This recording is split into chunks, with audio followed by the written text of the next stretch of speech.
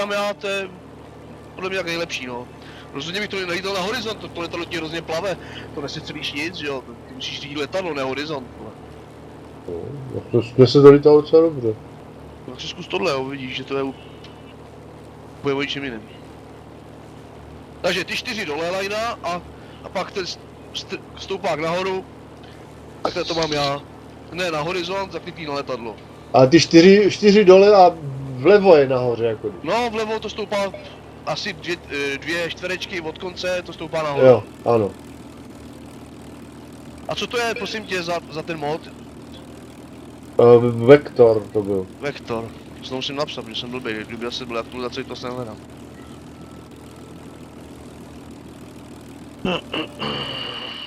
Nebezpečný úhel letu.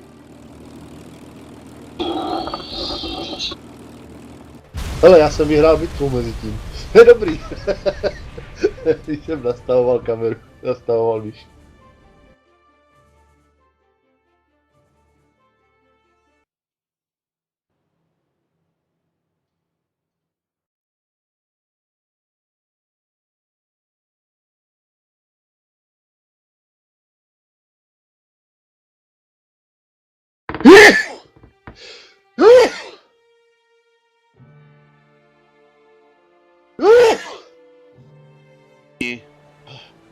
Potvoro. Tak to řekni normálně, jak se to říká, chcipni hajzle. U nás se říká cípní potvoro. Ano, tak to je moc slušný, vole, u nás se říká chcipni hajzle.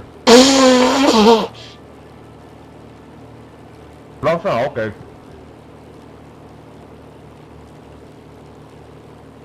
Tak večeřím, víš co, tak No počkej, ty jsi chtěl, abych dneska lítal, vole?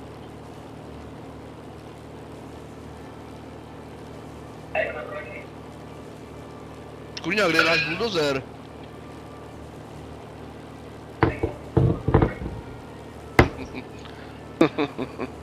To se může stát, jako víc co, to kvůli tomu neříkám vůbec nic.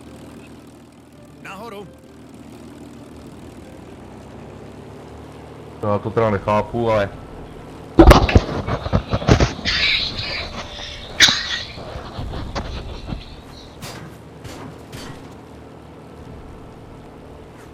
Byl jsem naštvaný, že nám to nevyšlo, no ale tak jako víš co, příště uděláš tu chybu ty vole, taky by si nechtěl, aby na tebe někdo křičel kvůli tomu, že? Je tam sere ta žlutá šipka, nejde nějak vypnout? Ne? A proč je tam sere? No... Sere. Tu si právě zaměříš právě ten přestih na to kolečko u toho letadla. máš to nahraný? Víš co? A máš to nahraný?